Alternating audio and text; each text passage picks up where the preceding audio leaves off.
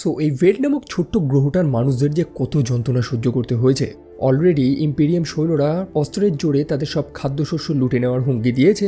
দ্বিতীয়ত সেই গ্রহে লুকিয়ে রয়েছে একজন মোস্ট ওয়ান্টেড, যাকে সেই ইম্পেরিয়াম সৈন্যরা বহু বছর আগে থেকে খুঁজছে, যে নাকি সেই ইম্পেরিয়াম সৈন্যদের যে রাজা ছিল, যাকে স্লেইন কিং বলা হতো, তাকে হত্যা করেছে। শুধু তাকে না, মানে তার গোটা পরিবারকে হত্যা করেছে।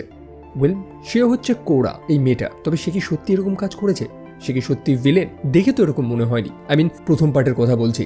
যারা যারা এখনো দেখেননি তাদেরকে আমি হাইলি রিকমেন্ড করবো রেবেল মুন সিনেমার প্রথম পর্বটা দেখতে। তাহলে আপনার বেসিক কনসেপ্টার আইডিয়াটা চলে আসবে যে অ্যাকচুয়ালি এখানে কি ঝামেলা চলছে, এবং সেটার ভিডিও আমি অলরেডি বানিয়ে ফেলেছি। আপনার না দেখা থাকলে আমি ডিসক্রিপশনে সেটা লিঙ্ক দিয়ে দিচ্ছি বা উপরে আই বাটনে দিয়ে দিচ্ছি, চেক আউট করতে একদমই ভুলবেন না। তো শুরু করা যাক নাকি? হে গাইজ, আমি Arnab, welcome to my channel. আর এই ভিডিওতে আমি Rebel Moon part 2 the Scargiver সিনেমাটাকে সম্পূর্ণ এক্সপ্লেন করব। গল্পের শুরুতেই আমরা সেই ভিলেন অ্যাটিকাস নোবেলকে দেখতে পাই। অ্যাকচুয়ালি বর্তমানে ইম্পেরিয়ানদের যে রাজা রয়েছে, যাকে রিজেন্ট বেলিসারিয়াস বলা হয়, সে তার একজন কুখ্যাত জেনারেলকে পাঠিয়েছে, জেনারেল অ্যাটিকাস নোবেল, যার মধ্যে মায়া দেওয়া কিছু নেই। তবে আগের পার্টে তো দেখেছিলাম যে সে মারা গিয়েছে। আসলে সে মরেননি। মানুষেরা তখন প্রযুক্তিগতভাবে কয়েক ধাপ এগিয়ে গেছে।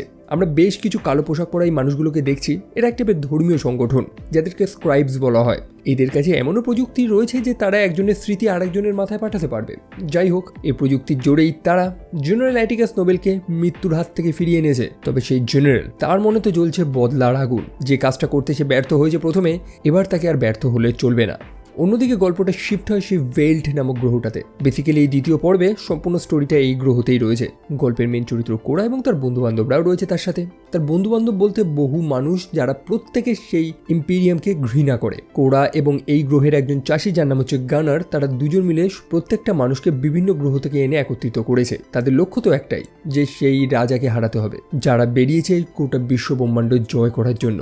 একই সাথে একটা ইম্পেরিয়াম সৈন্যকেও আমরা দেখেছিলাম আগের পার্টে, যার নাম হচ্ছে অ্যারিস। ছেলেটা একটা ভালো, এমনকি সে এই গ্রামের একটা মেয়েকে বাঁচানোর জন্য নিজেরই সৈন্যদের সাথে লড়াই করেছিল। যাই হোক, তার বাকি সৈন্যদের তো গল্প করে দিয়েছে এই গ্রামের লোকেরা, তাদের মেরে দিয়েছে। তবে আসল সত্য ঘটনাটা অ্যারিস কিন্তু তার বসদের বলেনি। তার বস জানায় যে তারা প্রায় 5 দিনের মাথায় ফিরে আসবে এই গ্রহতে, এই গ্রহের মানুষেরা যেসব শস্য মজুত করেছে সেগুলোকে নেওয়ার জন্য। অন্যদিকে আমরা সেই রোবটটাকেও দেখতে পাই, সেই অ্যান্ড্রয়েডটা, যাকে JC-1435 বলা হয়। তবে তার একটা নামও রয়েছে, সেটা হচ্ছে জিমি। জিমিকে বানানো হয়েছিল সেই রাজ পরিবারটাকে রক্ষা করার জন্য, অর্থাৎ রাজা এবং তার পরিবারকে। তবে সেই রাজাকে তো বহু বছর আগে হত্যা করা হয়েছে।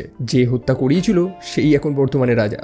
যাই হোক, সেই রাজা এবং তার পরিবার তো মারা গিয়েছে। সেই কারণে এই রোবটটার আর বর্তমানে কোনো কাজ নেই। সেও এই গ্রামে রয়েছে এবং ধীরে ধীরে সে চিন্তা করা ডেভেলপ করে ফেলেছে। সে কোনটা সঠিক কোনটা ভুল সেগুলোর মধ্যে পার্থক্য করা বুঝে গেছে।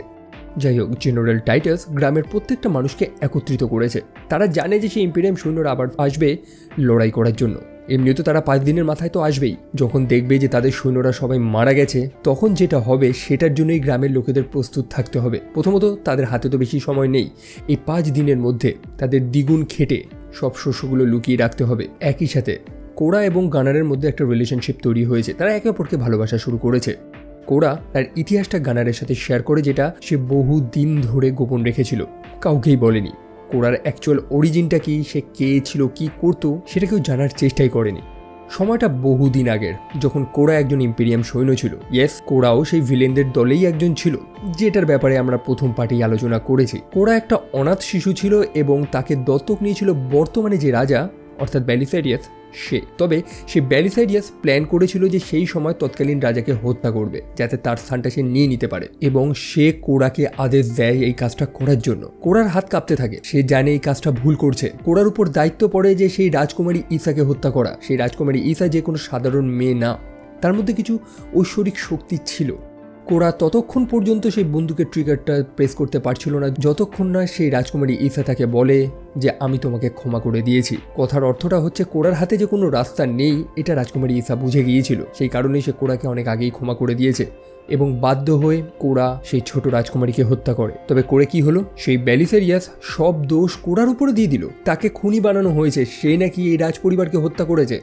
কোরা বুঝতে পারে যে তার সাথে চরম বিশ্বাসঘাতকতা হয়েছে এবং সে কোনো মতে সেখানকার সৈন্যগুলোর সাথে লড়াই করতে করতে সেই শিপটা ত্যাগ করে এই ভেল্ট নামক গ্রহটাতে এসে আশ্রয় নিয়েছে। যাই হোক, তারপর সেই গ্রামে জোর কদমে কাজ চলছে। হাতে তো তাদের বেশি সময় নিয়ে মাত্র 5 দিন রয়েছে। এই 5 দিনের মধ্যে তাদের গুদামগুলোকে সম্পূর্ণ করতে হবে, একই সাথে তাদের কমব্যাট ট্রেনিংও তো নিতে হবে, কারণ তারা জানে যে একটা লড়াই হবে, মানুষদের ট্রেনিং নেওয়া প্রয়োজন। জেনারেল টাইটাস তাদের প্রত্যেককে ট্রেনিং দেওয়া শুরু করেছে। এই অল্প কিছু দিনের মধ্যেই কোরার প্রত্যেকটা বন্ধু, অর্থাৎ জেনারেল টাইটাস, তারপর টারাক, তারপর নেমেসিস, তারা প্রত্যেকেই গ্রামের মানুষদের প্রিয় হয়ে গেছে। আর কেনই বা হবে না, তারা নিঃস্বার্থভাবে এই গ্রামের মানুষগুলোর পাশে এসে দাঁড়িয়েছে, তাদের হয়ে লড়ছে। তবে তারা কি আর জানতো যে বিপদটাকে তারা ভেবেছিল চলে গিয়েছে, সেই বিপদ আবারও ফিরে আসছে। সেই অ্যাটিকাস নোবেল, তারা ভেবেছিল সে তো মরে গেছে, তবে না, সে একেবারে চাঙ্গা, এমনকি সে লড়াই করার জন্য প্রস্তুত। তার বুকে একটা ক্ষত চিহ্ন রয়েছে, যেটাকে সে রেখে দিয়েছে তার বদলার চিহ্ন হিসাবে।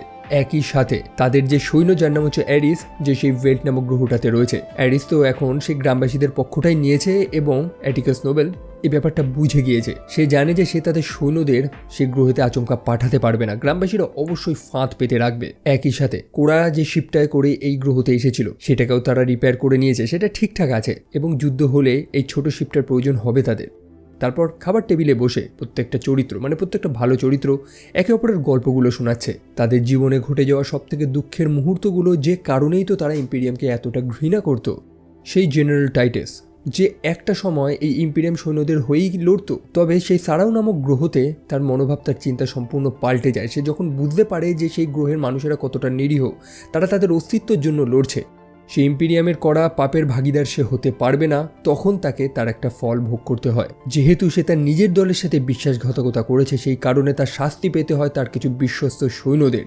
তারপর মিলিয়াস নামক সেই চরিত্রটার গল্পটা শুনতে পাই। সেও এরকমই একটা গ্রামে বসবাস করত, যেখানে সেই ইম্পেরিয়াম সৈন্যরা হামলা চালিয়েছিল। তার গ্রামবাসীরা ভয়তে সেই সৈন্যদের কাছে মাথা নিচু করে দিয়েছিল, তারা তাদের দাসত্ব মেনে নিয়েছিল এবং তার গ্রামের মানুষদের, এমনকি মিলিয়াস নামক এই মেয়েটাও মাইনিংয়ের কাজ করত। তবে একটা সময় আসে যখন রেজিস্ট্যান্টরা সেই ইম্পেরিয়াম সৈন্যদের উপরে আক্রমণ করে দেয়।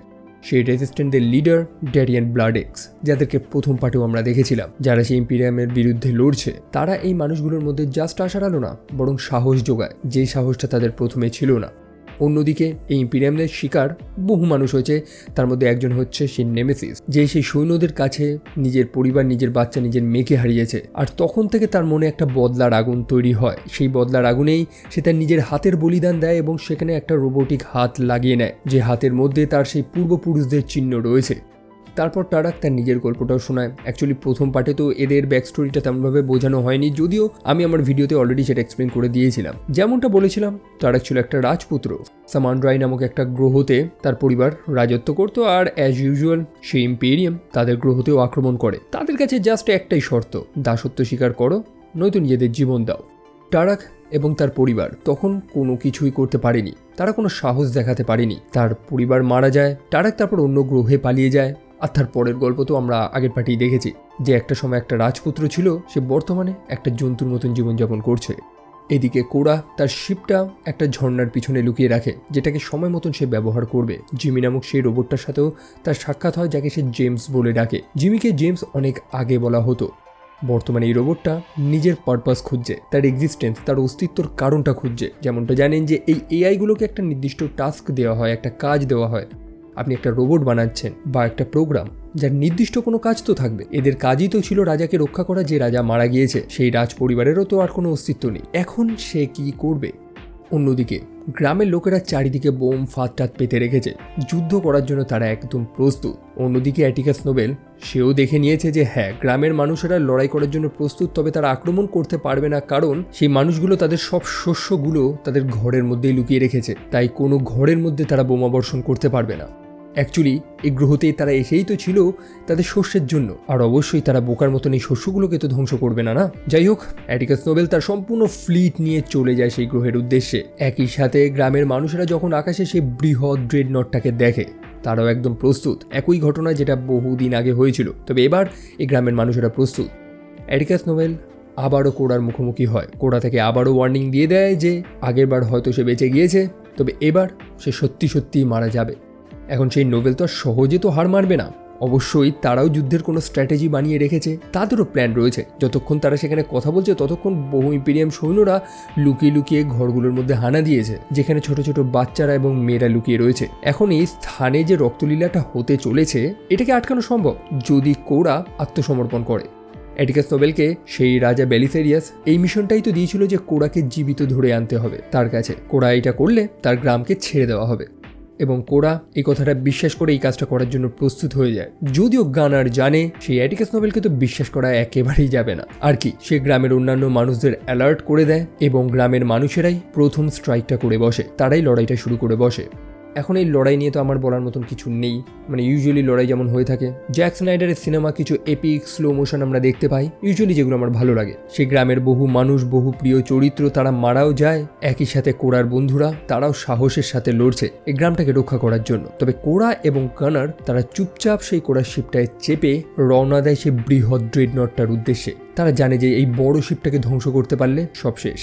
কোরা তার শিপটার মধ্যে এমনভাবে স্মোক গ্রেনেডটা লাগিয়ে দেয় দেখে যাতে মনে হয় যে এই শিপটা প্রচণ্ড ড্যামেজ হয়েছে। এখন সেই বৃহৎ ড্রেডনটের মধ্যে যে কন্ট্রোল রুমে মানুষগুলো বসে রয়েছে তারা তো আর বুঝতে পারবে না যে এটার মধ্যে কোরা রয়েছে, কারণ এই শিপটাও তো তাদেরই শিপ, তাই না? তারা মনে করে যে তাদের একটা শিপ ড্যামেজ হয়েছে এবং এটার রিপেয়ার প্রয়োজন। আর এই সুযোগে কোরা এবং গানার তারা সেই বৃহৎ ড্রেডনটটা মানে সেই মাদারশিপের মধ্যে প্রবেশ করে।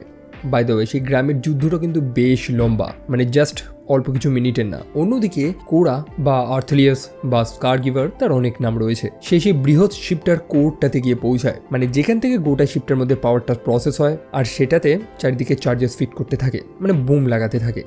যদিও তাকে একজন দেখেও নেয়, কোরা তো সেখানে লড়াই করে, তবে শিপের মানুষেরা ততক্ষণে অ্যালার্ট হয়ে গেছে। অ্যাটিকাস নোবেল সেও বুঝতে পেরে গেছে যে সেই শিপে একজন ইন্ট্রুডার প্রবেশ করেছে, একটা মেয়ে যে সেখানে আক্রমণ করছে, এবং সেই মেয়েটা আর কেউ না, ডেফিনেটলি কোরা। এবং এটাই তো সে চেয়েছিল যে কোরা যাতে তাদের শিপে আসে, এবং কোরা অটোমেটিকলি এই কাজটাই করেছে। এখন সে তার লোকেদের আদেশ দিয়ে দেয় যে সেই শিপের বৃহৎ ক্যাননগুলো ইউজ করার জন্য, অর্থাৎ সম্পূর্ণ গ্রামটা উড়িয়ে দেওয়ার জন্য। তাতে যদি শস্য এবং তাদের নিজেদেরই কিছু লোক মারা গেলে যাক গিয়ে। অ্যাকচুয়ালি অ্যাটিকাস নোবেলকে সেই রাজা আদেশ তো দিয়েছে যে যেভাবেই হোক কোরাকে জীবিত আনতে হবে, আর সেটা করতে পারলে সে পুরস্কারও পাবে। অন্যদিকে সেই গ্রামে ইম্পেরিয়াম সৈন্যদের সংখ্যা তো কমছে না, তারা একদম ফুল ফ্লিট নিয়ে আক্রমণ করেছে। গ্রামের লোকেদের সংখ্যা অনেক কমে যাচ্ছে, তাদের অস্ত্র সংখ্যা কমে যাচ্ছে, তাদের কাছে আর উপায় তো নেই। আর এই মুহূর্তে সেই জিমি নামক রোবটটা চলে আসে।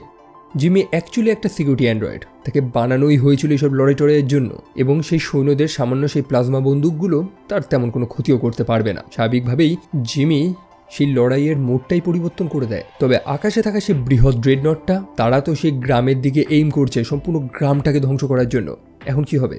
ওয়েল, কোরা যে চার্জেসগুলো লাগিয়ে রেখেছিল না, যে বোমগুলো লাগিয়ে রেখেছিল, সেগুলো সময় মতন ব্লাস্ট হয়। ফলস্বরূপ শিপটা কন্ট্রোলের বাইরে চলে যায় এবং সেটা ধীরে ধীরে নিচে ক্র্যাশ করছে। একই সাথে সেই শিপের যে শিল্ড ছিল সেটাও নষ্ট হয়ে গেছে।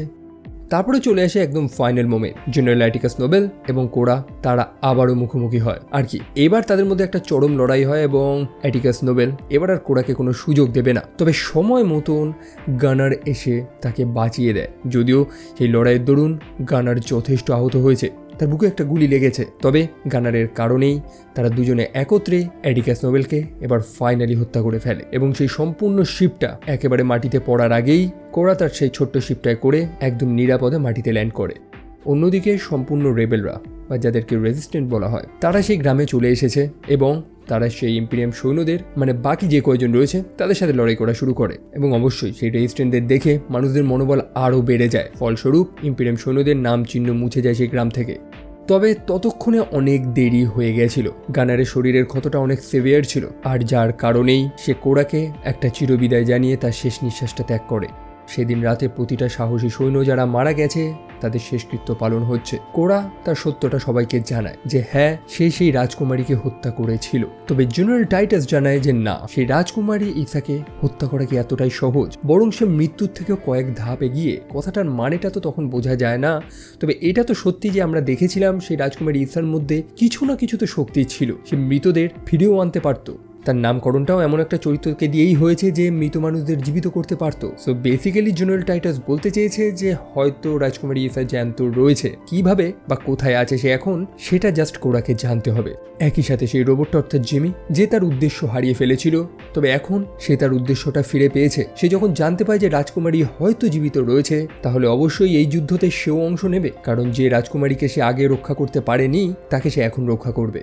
তবে স্টোরি তো জাস্ট এইটুকুনি না, রেবেল মুনের গল্পটা অনেকটাই বড়, তাই অবভিয়াসলি আরও কিছু পার্ট আসার কথা তো আছে, এবং যবে আসবে ডেফিনেটলি সেটার ভিডিও আমার চ্যানেলেই পেয়ে যাবেন। এবং অবশেষে এই সিনেমাটা নিয়ে একটু আলোচনা করা যাক। প্রথম পার্টের সাথে এটার মধ্যে কী ডিফারেন্স রয়েছে। যদি প্রথম পার্টটা দেখে থাকেন তো বলেছিলাম যেটা, যে প্রথম পার্টে বহু জিনিসকে এক্সপ্লেইন করা হয়নি, যেখানে দ্বিতীয় পার্টটা সম্পূর্ণ একটা গ্রহর মধ্যেই রয়েছে, সেখানে প্রথম পার্টে এই সৌরমণ্ডলের অন্যান্য জায়গাগুলোকেও দেখানো হয়েছিল। সেকেন্ড পার্টটা খুবই ইজি এবং যুদ্ধের উপরে বেশি ফোকাস করা হয়েছে, যেখানে প্রথম পার্টটা দিয়ে স্টোরিটাকে একটু বেশি বিল্ড করা হয়েছে, মানে মেন স্টোরিটা মানুষদেরকে বোঝানো হয়েছে। যেমনটা প্রথমেই বললাম যে জ্যাক স্নাইডারের সিনেমা স্টাইল আমার পছন্দ, বিশেষ করে সিনেমাটোগ্রাফি, সেই প্রত্যেকটা সিন রীতিমতো এক একটা ওয়ালপেপার বানিয়ে রাখার মতন। তবে এটাও সত্যি যে বহু সিন ওভার ড্রামাটিক, আর যার কারণে এই সিনেমাটা বহু নেগেটিভ রিভিউও পেয়েছে। তিনি গল্পের মধ্যে ইমোশনস তো ঢুকিয়েছে, যেগুলো দেখে কোনো ফিল তো আমি পাইনি, মানে দুঃখের সিনে যে দুঃখ হচ্ছে এমন তো আমার মনে হচ্ছিল না। বাট সিনেমাটা আমি মোটামুটি এনজয় করেছি। So this is it. আপনার কেমন লেগেছে? আপনার ওপিনিয়ন্সটা ডেফিনেটলি কমেন্ট সেকশনে লিখতে ভুলবেন না, আমিও জানতে চাই।